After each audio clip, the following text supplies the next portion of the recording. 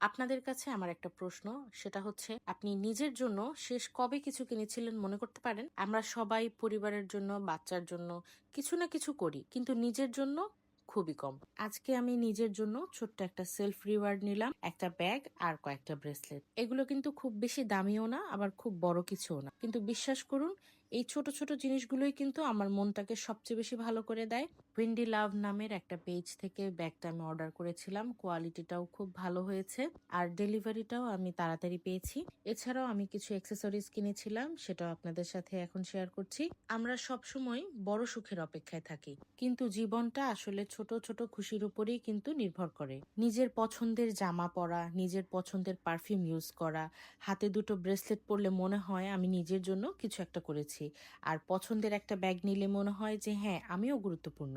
আমি মনে করি নিজের জন্য ছোট ছোট সেলফ রিওয়ার্ড নেওয়া কোনো স্বার্থপরতা না, এটা হচ্ছে নিজের প্রতি সম্মান, নিজের প্রতি ভালোবাসা। কারণ দিনের শেষে নিজের খুশিটা নিজেকেই খুঁজে নিতে হয়, এটা তো কম বেশি আমরা সবাই জানি। এরপরে চলে আসলাম রান্না বান্নাতে। আজকে আমি রান্না করব মগজ ভুনা। মগজ ভুনাটা আজকে আমি একটু টমেটো আর মটরশুঁটি দিয়ে করব। প্রথমে পেঁয়াজ আমি একটু হালকা লাল করে ভেজে নিয়েছি, এরপরে এর মধ্যে আমি টমেটো কেটে দিয়েছি, এরপরে আদা রসুন পেস্ট দিয়েছি, একে একে সব গুঁড়ো মশলা দিয়ে আমি এটা খুব ভালোভাবে কষিয়ে নিয়েছি। মশলাটা ভালোভাবে কষানো হলে কিন্তু রান্নাটা মাস্ট ভালো হবেই। আর আপনি যদি মন থেকে যত্ন নিয়ে কোনো কিছু রান্না করেন, দেখবেন সেটা অবশ্যই ভালো হবে। আমার এদিকে মশলা কষানো হয়ে গিয়েছে, এরপরে আমি এখানে সিদ্ধ করে রাখা মটরশুঁটি দিয়ে দিচ্ছি।